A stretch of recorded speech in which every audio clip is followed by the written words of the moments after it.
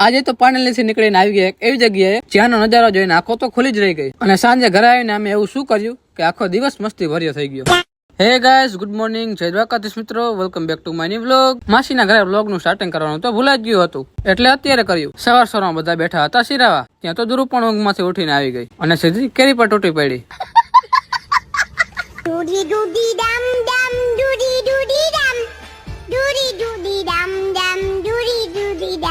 મામા આજ છે આપકી ઉલટી ગિનતી શરૂ. પછી અમે નીકળી ગયા ખેતર બાજુ ચક્કર મારવા. ત્યાં તો મામા કઈક તોડવા લાગ્યા અને આ બાજુ પપૈ તો હતી પણ તેમાં પપૈયા નહોતા. ત્યારબાદ પાનેલીથી નીકળી ગયા ઘર તરફ અને રસ્તામાં જોયો ડેમ નો નજારો. સાચું કહું તો જે વ્યૂ જોવાની મજા નરી આંખે દેખાય એ મજા કેમેરામાં ન આવ્યો. પછી પહોંચી ગયા દીદીના ઘરે અને મિત્રો દીદીના ઘરની સામે તળાવનો વ્યૂ તો એકદમ માઇન્ડ બ્લોઈંગ છે. ફાઇનલી વાગી ગયા 5:15 અને દીદીના ઘરેથી આવી ગયા આપણા ઘરે. પણ હજી આપણો દિવસ પૂરો નથી થયો. ઘરે આવીને મેં અને મૈકાએ કરી બેડમિન્ટન બેટલ. ગાઈસ, તમને શું લાગે બેટલ કોણ જીતશે, મૈકો કે હું?